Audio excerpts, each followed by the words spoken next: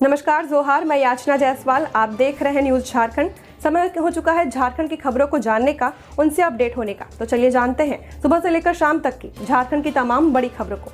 लेकिन उससे पहले यदि आप हमारे चैनल पर नए हैं तो हमारे चैनल को सब्सक्राइब करिए और बेल आइकन को प्रेस करिए। इससे आपको झारखंड की हर छोटी बड़ी खबरें सबसे पहले मिले। तो चलिए जानते हैं झारखंड की बड़ी खबरों को। 24 घंटे से लगातार हो रही बारिश, रांची समेत 5 जिलों में रेड तो 8 में ऑरेंज अलर्ट। चक्रधरपुर में मिट्टी का घर धंसा, महिला की मौत। झारखंड में मानसून की एंट्री के बाद मंगलवार से पूरे राज्य में लगातार बारिश हो रही है। पूरा राज्य पानी पानी हो चुका है, नदी नाले उफान पर हैं, जनजीवन अस्त व्यस्त हो चुका है। दरअसल बंगाल की खाड़ी में बना निम्न दबाव का क्षेत्र उत्तर पश्चिम दिशा की ओर बढ़ रहा है, जिससे झारखंड में मानसून सक्रिय हो चुका है। मौसम विज्ञान केंद्र रांची के वैज्ञानिक अभिषेक आनंद के अनुसार आज रांची, लोहरदगा, सिमडेगा, खुंटी और गुमला सहित अन्य जिलों में भारी बारिश हुई है। मौसम विभाग ने इन जिलों के लिए रेड अलर्ट जारी किया था। वहीं रामगढ़, हजारीबाग, कोडरमा, चतरा, पलामू और गढ़वा में ऑरेंज अलर्ट जारी किया गया है। विभागों ने लोगों को सतर्क रहने की अपील की है। मौसम विभाग ने 20 जून को भी राज्य के कई इलाकों में भारी बारिश होने की संभावना जताई है। कुछ स्थानों पर 30 से 40 किलोमीटर प्रति घंटे की रफ्तार से हवा चलने की भी उम्मीद है। विभाग के मुताबिक 24 जून तक झारखंड के विभिन्न हिस्सों में वज्रपात के साथ बारिश जारी रह सकती है। इस दौरान लोगों से खुले में न निकलने और सावधानी बरतने की अपील की गई है। लगातार हो रही बारिश से राज्य में जनजीवन प्रभावित हो चुका है, लेकिन लोगों को भीषण गर्मी से राहत मिली है। इधर पश्चिमी सिंहभूम जिले के चक्रधरपुर प्रखंड के कुली तोड़ांग गांव में मिट्टी का घर धंसने से एक महिला की मौत हो गई है। वहीं 3 बच्चे घायल हैं। इसमें मृतक महिला गुरुबारी दोंगो के 2 बच्चे भी शामिल हैं। लगातार बारिश से उफान पर झारखंड की कई नदियां, रांची में जल जमाव, बोकारो में तेनूघाट डैम खोला गया, कहीं सड़क धंसी, कहीं घर में घुसा पानी।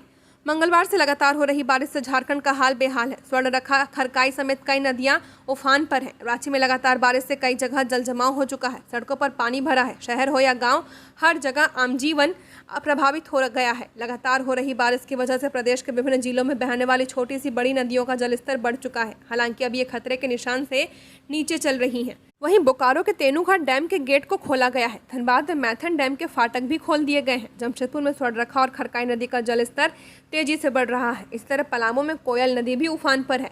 लगातार हो रही बारिश से खुंटी में तोरपा सिमडेगा रोड का एक पुल धंस गया, जिसमें एक ट्रक फंस गया। पुल के धंसने से यातायात पूरी तरह बाधित हो गया।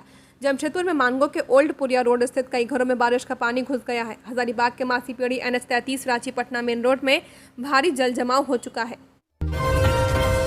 खुंटी में भारी बारिश के कारण पुल धंसा, बीच में फंसा ट्रक। झारखंड के खुंटी में गुरुवार सुबह एक बड़ा हादसा हो गया। तोरपा सिमडेगा रोड पर मोरहू थाना क्षेत्र के पास बनई नदी पर बना पुल अचानक भारी बारिश के कारण धंस गया। हादसे के वक्त एक ट्रक पुल से गुजर रहा था, जो बीच में ही फंस गया। यह हादसा गुरुवार सुबह करीब 8 बजे हुआ है। पिछले 24 घंटे से हो रही लगातार बारिश के बाद नदी का जलस्तर काफी बढ़ गया है। तेज बहाव और जमीन के नमी के चलते पुल कमजोर पड़ गया और अचानक उसका एक हिस्सा धंस गया। हादसे की खबर मिलते ही स्थानीय प्रशासन और NDRF की टीम मौके पर पहुंच गई। टीम ने तुरंत बचाव और राहत कार्य शुरू कर दिया है। ट्रक को सुरक्षित बाहर निकालने की कोशिश की जा रही है। पुल धंसने के कारण तोरपा और सिमडेगा के बीच का सड़क संपर्क पूरी तरह से बंद हो चुका है। अब लोगों को वैकल्पिक रास्तों की यात्रा करनी पड़ रही है। प्रशासन की ओर से रास्ता बदलने की सूचना दी जा रही है और पुल के जल्द मरम्मत की कोशिशें शुरू हो गई हैं। बारिश जारी रहने की वजह से फिलहाल स्थिति गंभीर बनी हुई है। लोगों से अपील की गई है कि वे सुरक्षित रास्तों से ही सफर करें और पुल के आसपास जाने से बचें। बिजली संकट में फंसी NTPC परीक्षा, छात्रों ने किया हंगामा, DC ने संभाली कमान। आज railway NTPC graduate level online परीक्षा के दौरान हजारीबाग के इंद्रपुरी चौक स्थित परीक्षा केंद्र में भारी अफरा तफरी का माहौल बन गया। सुबह सुबह परीक्षा देने पहुंचे अभ्यर्थियों को केंद्र के बाहर ही रोक दिया गया।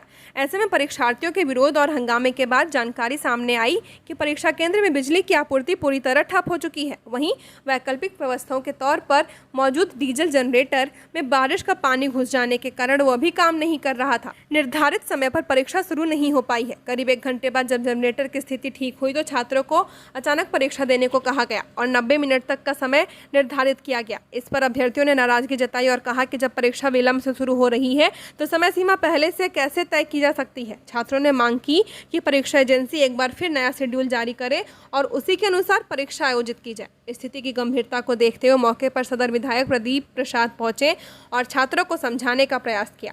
इसके साथ ही मामला हजारीबाग के उपायुक्त शशि प्रकाश सिंह तक पहुंचा। डीसी ने परीक्षा आयोजित कर रही एजेंसी से बातचीत की, जिसके बाद रीशेड्यूल नोटिफिकेशन जारी किया गया है। उसके बाद परीक्षा आज ही लिया गया, लेकिन समय में बदलाव कर दोबारा से छात्रों को परीक्षा में शामिल होने का मौका दिया गया है। इस पूरे घटनाक्रम से अभ्यर्थियों में खासा आक्रोश देखने को मिला। तालाब बना शेख भिखारी मेडिकल कॉलेज अस्पताल, मरीजों को हो रही परेशानी। हजारीबाग का शेख भिखारी मेडिकल कॉलेज अस्पताल, जहां लोगों की उम्मीदें जुड़ी होती हैं इलाज को लेकर, लेकिन अब यही अस्पताल खुद बीमार नजर आ रहा है। मानसून की पहली बारिश में अस्पताल परिसर जलमग्न हो गया। ओपीडी के सामने तो पानी इस कदर भर गया कि मरीजों और उनके परिजनों की आवाजाही मुश्किल हो चुकी है। जगह जगह पानी का जमाव, फिसलन भरी फर्श, न कोई नाली व्यवस्था, न कोई जल निकासी की तैयारी। प्रशासन की लापरवाही साफ दिख रही है। मरीज के एक परिजन ने कहा कि अस्पताल में लोग इलाज के लिए आते हैं, यहाँ तो खुद अस्पताल को इलाज की ज़रूरत है। लोग तो पानी चढ़ाने आते हैं, लेकिन यहाँ तो अस्पताल को ही पानी चढ़ गया है। अस्पताल की यह हालत बताती है कि नगर निगम ने कोई तैयारी की ही नहीं है और न ही अस्पताल प्रबंधन ने। नतीजा, बारिश होते ही अस्पताल बन गया तालाब। शेख भिखारी मेडिकल कॉलेज अस्पताल की ये तस्वीरें सिर्फ एक अस्पताल की नहीं, बल्कि सिस्टम की सच्चाई बयां कर रही हैं। सवाल है कि जब पहली ही बारिश में अस्पताल का ये हाल है, तो आगे क्या होगा। टाटा रांची मुख्य मार्ग पर बाढ़ जैसे हालात। चांडिल डैम का जलस्तर बढ़ा, खोले गए फाटक।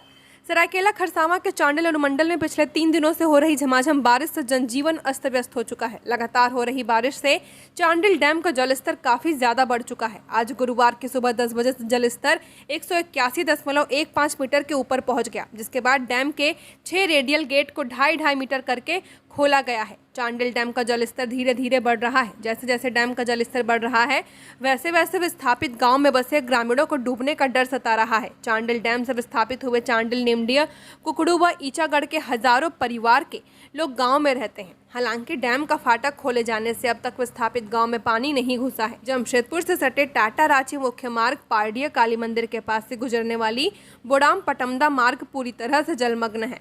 सड़क पर खड़ी कार, बस, ट्रक समेत कई गाड़ियां पानी में पूरी तरह डूब चुकी हैं। इलाके में बाढ़ जैसे हालात बन चुके हैं। इधर भारी बारिश के कारण बामनी नदी का जलस्तर भी काफी ज्यादा बढ़ा है। चांडिल डैम रोड स्थित पुल के ऊपर से बामनी नदी का पानी बह रहा है, जिससे चांडिल बाजार से चांडिल अनुमंडल कार्यालय की ओर जाने वाले मार्ग पर आवागमन बाधित हो चुका है। अनुमंडल कार्यालय जाने के लिए चांडिल के लोगों को NH 33 गोलचक्कर मुखिया होटल होते हुए जाना पड़ रहा है।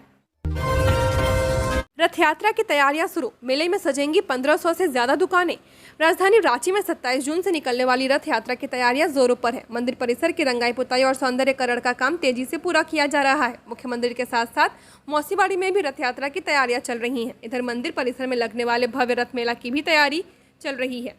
मेले के लिए दुकानें आवंटित करने की प्रक्रिया भी शुरू हो चुकी है। मंदिर समिति जल्द ही मेला आयोजित करने वाली कंपनी को जरूरी कागजात सौंपेगी, जिसके बाद दुकानदारों को जगह आवंटित की जाएगी। भव्य मेला 10 एकड़ से ज्यादा क्षेत्र में लगेगा। इस मेले में बड़े बड़े झूले, मीना बाजार, घरेलू सामान, मछली पकड़ने के जाल, विभिन्न वाद्य यंत्र, पारंपरिक मिठाइयाँ, खेती के औजार, बच्चों के खिलौने, पालतू पक्षी और खरगोश आदि सजाए गए हैं। इसके अलावा मौत का कुआं जैसे मनोरंजन के कई अन्य साधन भी लगाए गए हैं। मेला समिति के पदाधिकारियों के अनुसार पिछले साल 1500 से ज्यादा दुकानें लगाई गई थी। इस बार संख्या और बढ़ने की संभावना है। फिलहाल मीना बाजार और झूला संचालक मेला क्षेत्र में पहुंच चुके हैं। मेला आयोजन समिति ने बताया कि 26 जून तक सभी दुकानें सजकर तैयार हो जाएंगी।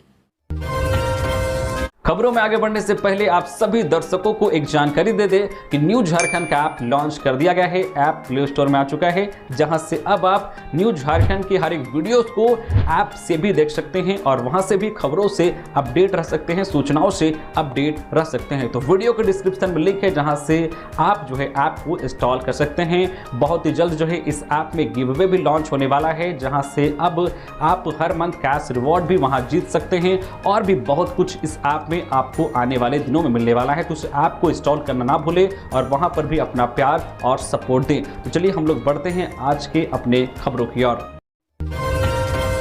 मुरहू में दर्दनाक हादसा, कुएं में दबे 2 नाबालिग बच्चे।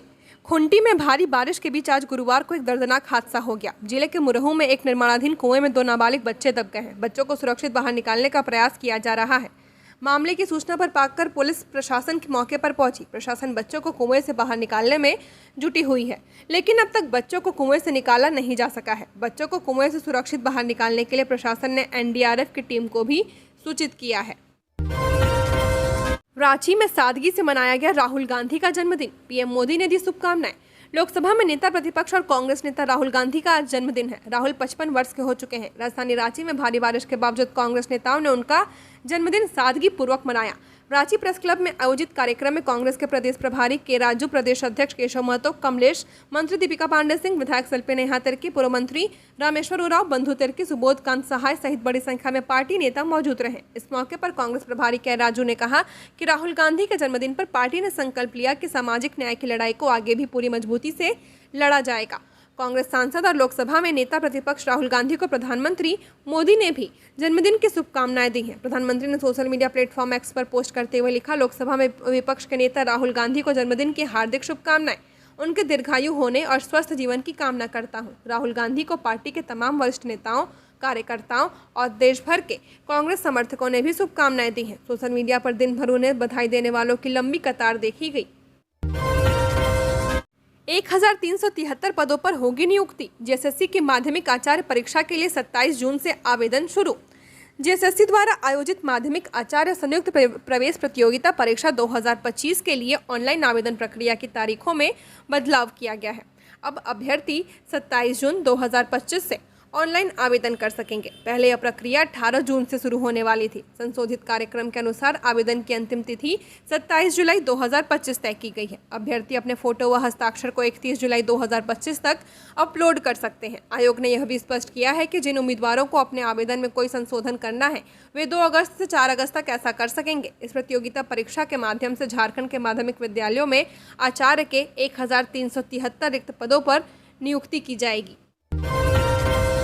रांची की सड़कों पर जमा पानी, जल जमाव की स्थिति से आवागमन हुआ मुश्किल।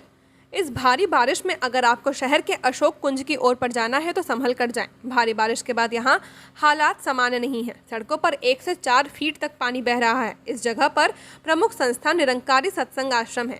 रांची नगर निगम ने 1,87,000 की लागत से यहाँ 2024 में नाली का निर्माण कराया था। इसके बावजूद यहाँ लोग नारकीय जीवन जीने को मजबूर हैं। राजधानी रांची के अशोक कुंज क्षेत्र में भारी बारिश के कारण हालात बेहद खराब हो चुका है। सड़कों पर 1 से 4 फीट तक पानी जमा है। लोगों का चलना फिरना तक दूभर हो चुका है। साथ ही वाहन चलाना भी खतरे से खाली नहीं है। कई जगहों पर गाड़ियां पानी में फंस गई हैं और दुर्घटनाओं की आशंका लगातार बनी हुई है। इस इलाके में स्थित प्रमुख संस्था निरंकारी सत्संग आश्रम तक पहुंचना भी मुश्किल हो चुका है। यहाँ रहने वाले लोगों का कहना है कि हर साल यही स्थिति होती है, लेकिन नगर निगम कोई ठोस कदम नहीं उठाता। रांची नगर निगम ने साल 2024 में 1,87,000 रुपये की लागत से यहाँ नाली का निर्माण कराया था, लेकिन पहली ही बारिश में यह नाली किसी काम की नहीं रही। पानी की निकासी पूरी तरह ठप है और सारा पानी सड़कों व घरों के सामने भर चुका है। चक्रधरपुर में भारी बारिश से मिट्टी का घर ढहा, महिला की मौत, 3 बच्चे घायल। पश्चिम सिंहभूम जिले में बीते 3 दिनों से लगातार हो रही बारिश से जनजीवन अस्त व्यस्त हो चुका है। गुरुवार सुबह चक्रधरपुर प्रखंड की कुलितोडांग पंचायत अंतर्गत कुलितोडांग गांव में बारिश के कारण एक मिट्टी का मकान ढह गया, जिसमें एक महिला की मौत हो गई है, जबकि 3 बच्चे गंभीर घायल हैं। मृतका की पहचान गुरुवारी दोंगो के रूप में की गई है। घटना के बाद गांव में शोक का माहौल है। जानकारी के अनुसार गुरुवारी दोंगो अपने 3 वर्षीय पुत्र सुनील दोंगो, 1.5 वर्षीय पुत्र गुलशन दोंगो और भतीजी हिलरी पूर्ति के साथ घर पर थी। गुरुवार सुबह करीब 7 बजे भारी बारिश के कारण उनका कच्चा घर अचानक भरभरा कर गिर पड़ा और सभी मलबे में दब गए। घटना की सूचना पाकर स्थानीय लोग मौके पर पहुंचे और तीनों को किसी तरह बाहर निकाला गया। सूचना पाकर पंचायत के मुखिया माझी झोंक को भी पहुंचे और तीनों घायलों को चक्रधरपुर अनुमंडल अस्पताल पहुंचाया। इलाज के दौरान महिला गुरुवारी दोंगो की मौत हो गई, जबकि तीनों बच्चे अब भी अस्पताल में भर्ती हैं। माझी जोंको ने पीड़ित परिवार को मुआवजा देने की मांग की है। नीट पेपर लीक मामले में ईडी की झारखंड और बिहार में छापेमारी, मनी लॉन्ड्रिंग एंगल से की जा रही कार्रवाई। नीट यूजी 2024 पेपर लीक मामले में अब ईडी ने भी जांच का मोर्चा संभाल लिया है। आज यानी गुरुवार को ईडी बिहार और झारखंड के कई ठिकानों पर एक साथ छापेमारी की कार्रवाई कर रही है। यह छापेमारी मनी लॉन्ड्रिंग एंगल से की जा रही है। ईडी ने यह कार्रवाई सीबीआई द्वारा दर्ज एफआईआर के आधार पर ईसीआईआर तैयार करने के बाद की है। बता दें कि 5 मई 2024 को हुई नीट यूजी परीक्षा के बाद पेपर लीक की खबरें सामने आई थी, जिसके बाद सबसे पहले पटना की आर्थिक अपराध इकाई ने जांच शुरू की थी। बाद में यह मामला सीबीआई को सौंप दिया गया। सीबीआई ने इस केस में अब तक 8 लोगों को आरोपी बनाया है। ईडी अब यह पता लगाने में जुटी है कि पेपर लीक से कितनी अवैध कमाई की गई है और पैसे का लेन देन किस तरह से किया गया। ईडी की टीमें अभी भी छापेमारी कर रही है। एजेंसी को उम्मीद है कि इस कार्रवाई से कई महत्वपूर्ण सुराग हाथ लग सकते हैं। साथ ही रैकेट में शामिल अन्य लोगों की पहचान और पैसे के लेन देन की पूरी कड़ी का भी खुलासा हो सकेगा। पूर्व सीएम शिबू सोरेन सहित 2,997 झारखंड आंदोलनकारियों के नाम हुए चिन्हित। सम्मान पेंशन समेत मिलेगी कई सुविधाएं। झारखंड सरकार ने राज्य निर्माण आंदोलन में अहम भूमिका निभाने वाले पूर्व मुख्यमंत्री शिबू सोरेन सहित 2,997 आंदोलनकारियों और उनके आश्रितों की पहचान पूरी कर ली है। यह पहचान राज्य के 21 जिलों में की गई है। इस बारे में गृह कारा एवं आपदा प्रबंधन विभाग द्वारा एक आधिकारिक अधिसूचना जारी की गई है, जिसमें एक प्रक्रिया में चिन्हित व्यक्तियों को मिलने वाली सुविधाओं को भी पूरी जानकारी दी गई है। अधिसूचना में यह भी बताया गया कि झारखंड को अलग राज्य बनाने के आंदोलन के दौरान हिस्सा लेने वाले आंदोलनकारियों और उनके आश्रितों की पहचान के लिए एक विशेष आयोग का गठन किया गया था और यह आयोग ही इस पहचान प्रक्रिया को पूरा करने का जिम्मेदार था। इसके साथ ही चिन्हित आंदोलनकारियों और उनके आश्रितों को सम्मान पेंशन और अन्य आवश्यक सुविधाएं प्रदान करने के लिए एक विस्तृत नीति भी तैयार की गई है। झारखंड के पूर्व मुख्यमंत्री और राज्यसभा सांसद शिबू सोरेन को भी झारखंड आंदोलनकारी के रूप में चिन्हित किया गया है। झारखंड आंदोलनकारी चिन्हितीकरण आयोग ने रामगढ़ के लिए 75वीं औपबंधिक सूची जारी की है। इसमें शिबू सोरेन का नाम शामिल है। गुमला में पहली बारिश ने खोली पोल, 8 दिन में ही धंसने लगी नई सड़क, अनियमितता का आरोप। जिले के जारी प्रखंड में हाल ही में बनी एक नई सड़क की गुणवत्ता को लेकर सवाल खड़े होने लगे हैं। यहां परमवीर अल्बर्ट एक्का क्षेत्र में महज 8 दिन पहले बनी सड़क पहली ही बारिश में धंसने लगी है। सड़क पर पड़ी दरारों और उखड़ते डामर को लेकर स्थानीय ग्रामीणों में भारी नाराजगी है। ग्रामीणों ने निर्माण कार्य में बड़े पैमाने पर अनियमितता का आरोप लगाया है और इसकी उच्च स्तरीय जाँच की मांग की है। जानकारी के अनुसार यह सड़क बेतरी मोड़ से बेतरी गाँव तक जाती है, जिसकी कुल लंबाई लगभग 2.5 किलोमीटर है, जिसे बिहारी कंस्ट्रक्शन ने बनवाया है। ग्रामीणों का कहना है कि सड़क के कालीकरण में घोर लापरवाही बरती गई है, इसलिए पहली ही बारिश में सड़क पर दरारें पड़ने लगी हैं और कई जगहों से डामर भी उखड़ने लगा है। स्थानीय लोगों के अनुसार बिहारी कंस्ट्रक्शन ने सड़क निर्माण में घटिया सामग्री का इस्तेमाल किया है और रोलर का भी ठीक से इस्तेमाल नहीं किया गया, जिससे मिट्टी में पर्याप्त वाइब्रेशन नहीं हुआ और सड़क की सतह कमजोर रह गई। इस वजह से भारी वाहनों के गुजरने से सड़क की मिट्टी दबने लगी है और जगह जगह सड़क धंसने लगी है। एसएससी एग्जाम में अब एआई की चौकसी, पेपर लीक रोकने के लिए 15 मिनट पहले तैयार होगा प्रश्न पत्र, खुलेंगे केवल डिजिटल सिग्नेचर से। केंद्र सरकार की प्रमुख भर्ती एजेंसी एसएससी एग्जाम्स ने पेपर लीक जैसी गंभीर समस्याओं से निपटने के लिए एक नई और क्रांतिकारी तकनीक को अपनाया है। अब से एसएससी परीक्षाओं में प्रश्न पत्र एआई की मदद से परीक्षा शुरू होने से ठीक 15 मिनट पहले तैयार किया जाएगा। यह पूरी प्रक्रिया रियल टाइम में होगी, जिससे परीक्षा से पहले किसी को पेपर लीक की जानकारी नहीं हो सकेगी। इस तकनीक को विकसित किया गया है क्यूबेस्टन कंसल्टिंग कंपनी ने और यह केंद्र सरकार की डिपार्टमेंटल परीक्षाओं में लागू भी की जा चुकी है। परीक्षा में पूछे जाने वाले सवाल पहले से तैयार क्वेश्चन बैंक से एआई स्वयं चुनेगा। इससे एक ही प्रश्न के दोहराव या मानवीय गड़बड़ियों की संभावना खत्म हो जाएगी। पेपर खोलने के लिए डिजिटल सिग्नेचर आधारित वेरिफिकेशन अनिवार्य किया गया है। यदि कोई गलत या फर्जी सिग्नेचर से पेपर खोलने का प्रयास करता है तो सिस्टम तुरंत अलर्ट भेजेगा। यह तकनीक एडवांस्ड इंक्रिप्शन पर आधारित है और पेपर में किसी भी प्रकार के छेड़छाड़ को असंभव बना देती है। शराब घोटाले मामले में एसीबी ने छत्तीसगढ़ के कारोबारी सिद्धार्थ सिंघानिया को किया गिरफ्तार। छत्तीसगढ़ के चर्चित कारोबारी सिद्धार्थ सिंघानिया को झारखंड एसीबी ने शराब घोटाले मामले में गिरफ्तार किया है। सूचना के अनुसार उसे छत्तीसगढ़ के रायपुर से एसीबी ने गिरफ्तार किया है। फिलहाल उसे एसीबी कोर्ट में पेश करने के लिए ट्रांजिट रिमांड में लेकर रांची लाने की प्रक्रिया जारी है। बता दें कि एसीबी की कोर्ट ने सिद्धार्थ के खिलाफ 12 जून को गिरफ्तारी वारंट जारी किया था। सिद्धार्थ सिंघानिया की उत्पाद एवं मद्य निषेध विभाग के पूर्व प्रधान सचिव विनय कुमार चौबे के कार्यकाल में मई 2022 में लागू उत्पाद नीति में सक्रियता थी। इस नीति में छत्तीसगढ़ मॉडल का आधार था और सिद्धार्थ सिंघानिया ने इसमें एक महत्वपूर्ण भूमिका निभाई थी। उस समय उसने झारखंड की खुदरा शराब दुकानों में मैन पावर आपूर्ति का ठेका लिया था। बाद में कुछ विवादों के कारण राज्य सरकार ने उसकी प्लेसमेंट एजेंसियों को ब्लैकलिस्ट कर लिया और उन्हें बाहर कर दिया है। जब झारखंड में शराब घोटाले का मामला सामने आया तो एसीबी की टीम सिद्धार्थ सिंघानिया से पूछताछ के लिए समन भेजा था, लेकिन वह जांच एजेंसी के सामने पेश नहीं हो रहा था। इसके बाद एसीबी ने कोर्ट से उसका गिरफ्तारी वारंट जारी कराया और फिर एसीबी छत्तीसगढ़ जाकर उसे गिरफ्तार कर लिया। गौरतलब हो कि एसीबी ने इस शराब घोटाले मामले में अब तक कुल 8 लोगों को गिरफ्तार किया है। इसमें विनय चौबे, गजेंद्र सिंह, सुधीर कुमार और सुधीर कुमार दास, नीरज कुमार सिंह, विनय कुमार सिंह और अमित प्रकाश शामिल हैं। हजारीबाग में पहली बारिश ने खोली नगर निगम की पोल, सड़कें बनी तालाब, जल जमाव से अस्त व्यस्त जनजीवन। हजारीबाग में मानसून की पहली बारिश ने नगर निगम और जिला प्रशासन के दावों की पूरी तरह पोल खोल दी है। जगह जगह जल जमाव से आम जनजीवन अस्त व्यस्त हो चुका है। मासीपेड़ी चंद्रुधाम सूर्य मंदिर सहित कई इलाकों में पानी इस कदर भर गया कि लोग खतरा उठाकर सड़क पार करने को मजबूर हैं। भारी बारिश के कारण न सिर्फ नालियों का पानी सड़क पर बह रहा है, बल्कि कई क्षेत्रों में नदी का पानी भी सड़कों तक पहुंच गया है। मासीपेड़ी क्षेत्र में तो सड़कें तालाब बन गई हैं, जिससे वाहनों का आवागमन पूरी तरह प्रभावित है। नगर निगम ने दावा किया था कि मानसून से पहले नालियों की सफाई कर ली जाएगी और सभी विकास कार्यों को समय पर पूरा किया जाएगा, लेकिन जमीनी हकीकत इसके ठीक उलट है। न तो नालियों की सफाई हुई, न ही निर्माणाधीन क्षेत्रों में कोई ठोस इंतजाम किया गया। इसका नतीजा यह है कि नालियों का गंदा पानी लोगों के घरों तक घुस रहा है। यूजीसी सख्त, अब जाति भाषा धर्म पर टिप्पणी भी मानी जाएगी रैगिंग। कॉलेजों में एंटी रैगिंग कमेटी बनाना अनिवार्य। झारखंड समेत देश भर के विश्वविद्यालयों और कॉलेजों में नए शैक्षणिक सत्र की प्रवेश प्रक्रिया जारी है। इसी बीच यूजीसी ने रैगिंग को रोकने के लिए देश के सभी उच्च शिक्षण संस्थानों को कड़े निर्देश जारी किए हैं। आयोग ने साफ कहा कि अब रैगिंग सिर्फ शारीरिक या मानसिक उत्पीड़न तक सीमित नहीं होगी, बल्कि जाति, धर्म, भाषा, क्षेत्र, रंग, लिंग, जन्मस्थान या आर्थिक पृष्ठभूमि पर की गई कोई भी टिप्पणी भी रैगिंग की श्रेणी में आएगी। यूजीसी ने सभी विश्वविद्यालयों और कॉलेजों को एंटी रैगिंग कमेटी का गठन करने का निर्देश दिया है। यह कमेटी कैंपस के संवेदनशील इलाकों जैसे कैंटीन, हॉस्टल, शौचालय, बस स्टॉप और अन्य डार्क जोन का औचक निरीक्षण करेगी। इसके अलावा उन स्थानों पर सीसीटीवी कैमरे लगाने को भी कहा गया है जहां आमतौर पर निगरानी नहीं होती। स्वर्णरेखा और खरकई नदी का जलस्तर खतरे के निशान के नजदीक। तटीय इलाकों में जल जमाव से आम जीवन अस्त व्यस्त। पूर्वी सिंहभूम में पिछले 2 दिनों से हो रही लगातार बारिश के कारण स्वर्णरेखा और खरकई नदियों का जलस्तर तेजी से बढ़ चुका है। दोनों नदियों के जलस्तर में हो रही वृद्धि को देखते हुए जिला प्रशासन पूरी तरह अलर्ट मोड पर है। प्रशासन ने नदी किनारे के इलाकों में रहने वाले लोगों से सतर्क रहने की अपील की है और उन्हें सुरक्षित ऊंचे स्थानों पर शरण लेने की सलाह दी है, ताकि कोई जनहानि न हो सके। स्वर्णरेखा और खरकई नदियों के तटीय क्षेत्रों में जलस्तर के बढ़ने से कई बस्तियों में जलजमाव की स्थिति उत्पन्न हो गई है। जमशेदपुर के बागबेड़ा, सोनारी, बारीडीह और काली मंदिर के पास के अपार्टमेंट जैसी बस्तियों में पानी घुस चुका है, जिससे आम जीवन बुरी तरह प्रभावित हो रहा है। जल जमाव के कारण इन इलाकों में रहने वाले नागरिकों को भारी कठिनाइयों का सामना करना पड़ रहा है।